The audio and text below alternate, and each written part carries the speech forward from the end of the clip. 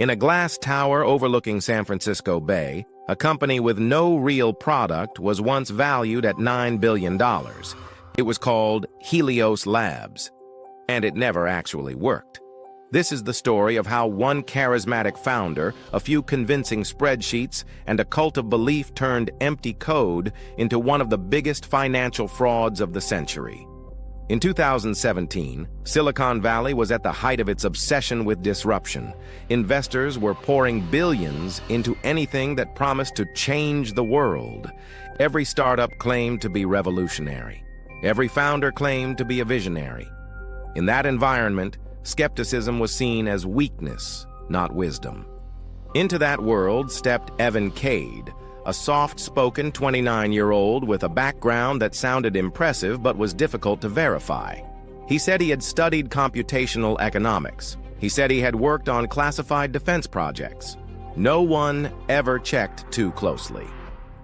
Evan claimed he had built an artificial intelligence capable of predicting global supply chain failures before they happened, not just reacting to crises, but seeing them weeks in advance. Food shortages, energy collapses, medicine distribution, financial shocks. Helios, he said, could see the future. And he did not just sell technology, he sold salvation. He told investors their money would prevent wars, end famine, and stabilize the world economy. He spoke softly, confidently, and with just enough technical jargon to make questioning him feel embarrassing. The technology sounded too complex to doubt. Within 18 months, Helios raised $2.4 billion. The world's biggest venture firms rushed to invest, terrified that if they did not get in, their rivals would. Helios became a symbol of the next era of artificial intelligence. Its offices looked like a sci-fi movie. Giant screens displayed real-time global risk maps. Colored lines showed trade flows, energy usage, food shipments, and political instability. Evan would stand in front of these glowing dashboards and calmly narrate the future. A port delay in Asia, a chemical shortage in Europe, a famine in South America, avoided just in time. Investors were mesmerized. What they did not know was that none of it was real. The data was not being generated by artificial intelligence. It was being typed in by human hands. A small group of employees manually entered outcomes into hidden systems. Scripts then made it look like the AI had predicted them. The future was not being calculated. It was being staged. Inside Helios, engineers grew uneasy. There was no machine learning model, no training data sets, no algorithms powerful enough to do what Evan claimed.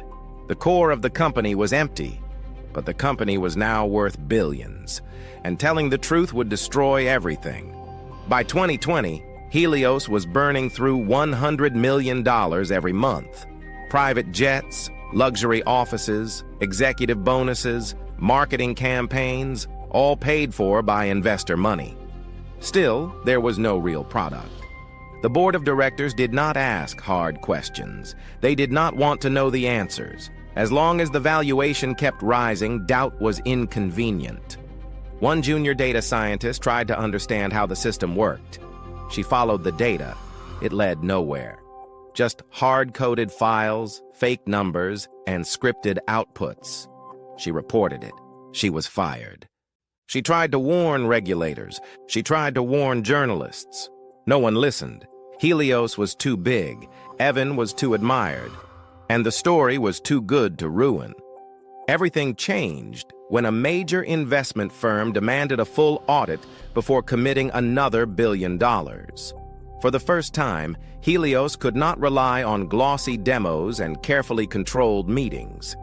The auditors looked into the code. There was nothing there. No artificial intelligence, no predictive models, no breakthrough technology, only smoke and mirrors. When the findings leaked, the collapse was immediate. Investors panicked. Executives resigned.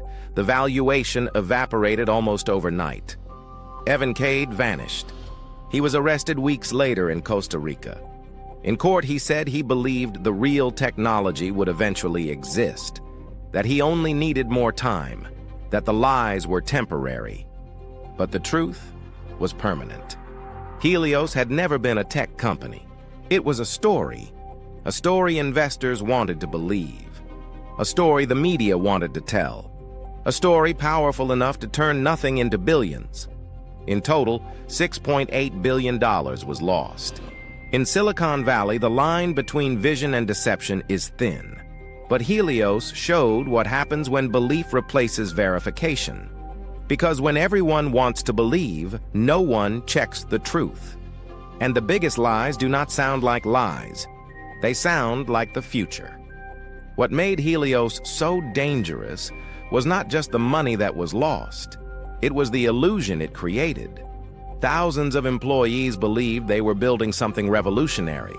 Governments considered using its predictions to shape policy. Corporations trusted it with billion-dollar decisions. All of it was based on nothing. Internal emails later revealed that even senior executives had begun to suspect the truth. But no one wanted to be the person who spoke first.